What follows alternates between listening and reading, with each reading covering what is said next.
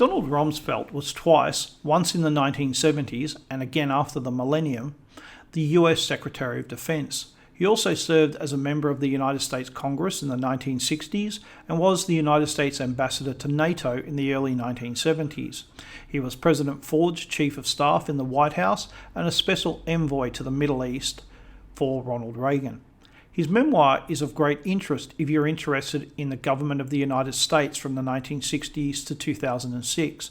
Of interest to me was his involvement as Secretary of Defense during two wars, Afghanistan and Iraq, as well as his views on terrorism.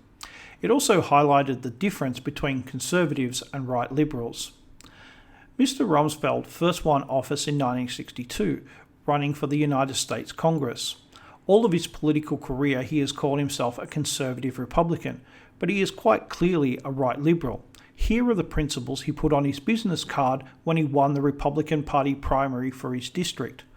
Principles: firm foreign policy, strong defence, and a freer trade policy, effective civil rights measures, reduction of the debt, incentives for increasing economic growth.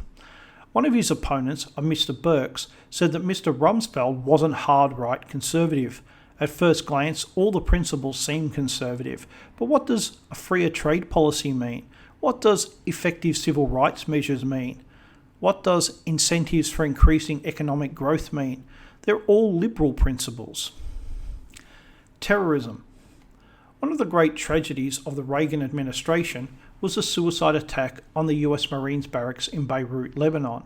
It killed 241 Americans and one Lebanese civilian. To put it into perspective, it was the largest loss of life in a single day for the US Marines since the battles on Iwo Jima in 1945.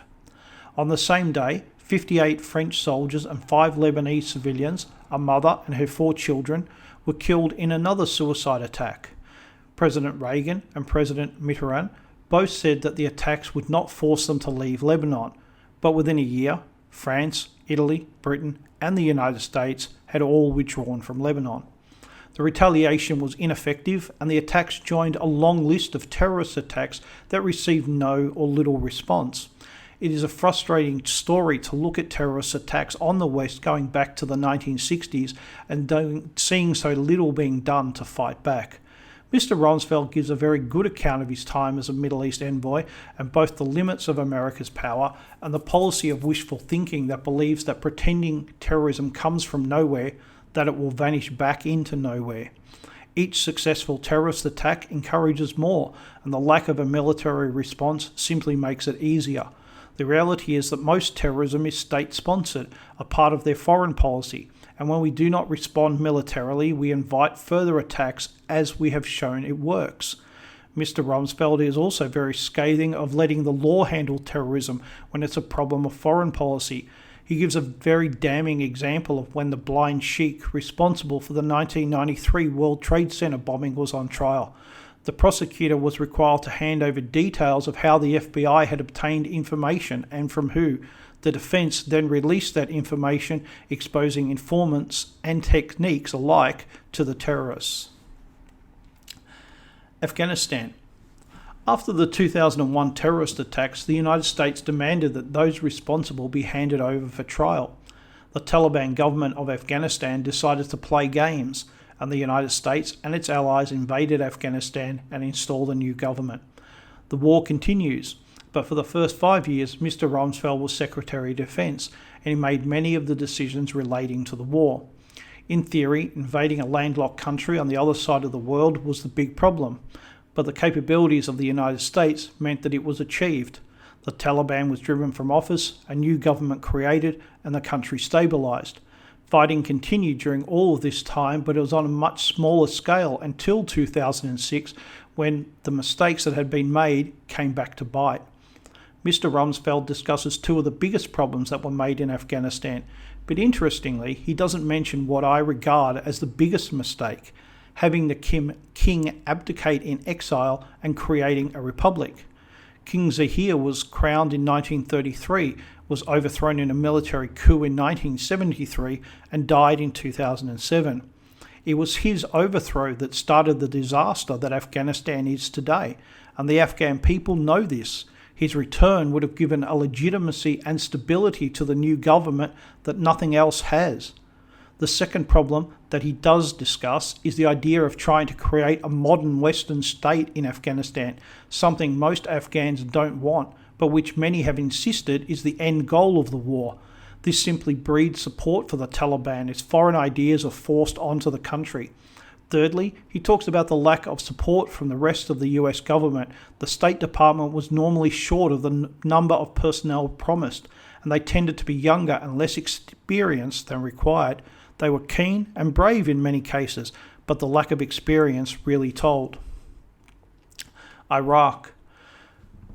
But what many forget, even at the time, was that the United States had not one reason to invade Iraq, but multiple reasons. Iraq had signed a number of agreements that had either broken outright or was using to play games. It agreed to disarm any nuclear, biological, chemical weapons or development programs it may have had. There is no evidence that that ever happened. Iraq made lots of excuses, but it continued to try and get weapons and to have the ability to rebuild its weapons capability. It constantly attacked American and British planes in the new no-fly zones, trying to shoot them down. It hampered the United Nations' effort to inspect for nuclear, biological or chemical weapons, despite having agreed to do so. It corruptly used the Oil for Food program to rearm and to obtain funds, neither of which were the purpose of the fund. While all of this was going on, the dictatorship continued to kill and torture. Even before the invasion, it was infamous for its use of rape as a political weapon. Not to mention that Iraq had invaded two of its neighbours under Saddam Hussein. Mr. Rumsfeld mentions a number of other reasons and lists the failure of the United States government to remind people of the many reasons it had to go to war against Iraq as one of the biggest failures of President Bush's administration. I agree.